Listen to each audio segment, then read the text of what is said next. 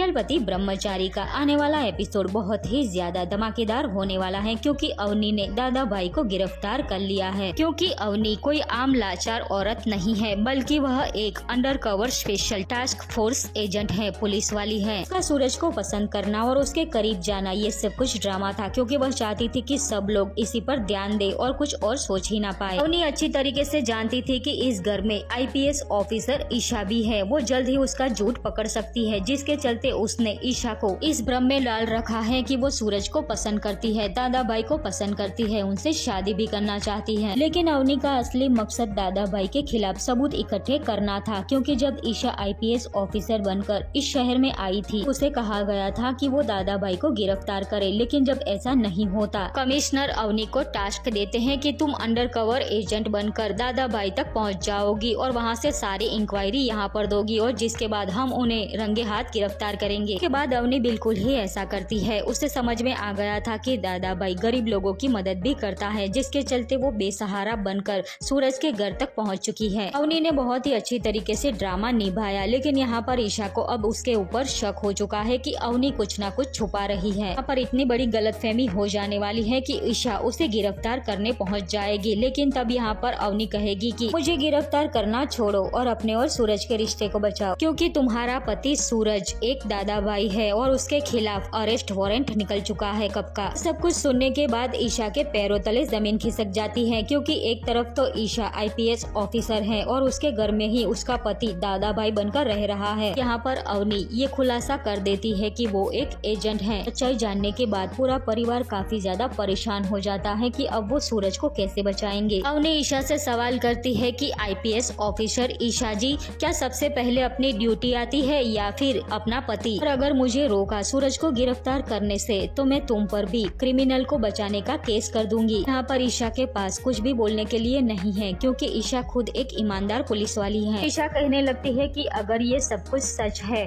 तो मैं एक ऑफिसर होने के नाते तुम्हें नहीं रोकूंगी, लेकिन अपने पति को बचाने के लिए पूरी कोशिश करूंगी। जिस पर अवनी कहने लगती है कि तुम्हारे लिए वो तुम्हारा पति होगा, लेकिन वो देश के लिए क्रिमिनल है। देखना ये है कि अवनी को कौन से सबूत मिले हैं दादा भाई के खिलाफ। ईशा अपने पति सूरज को बचाने के लिए क्या करेगी, क्या होने वाला है 15 अगस्त पर।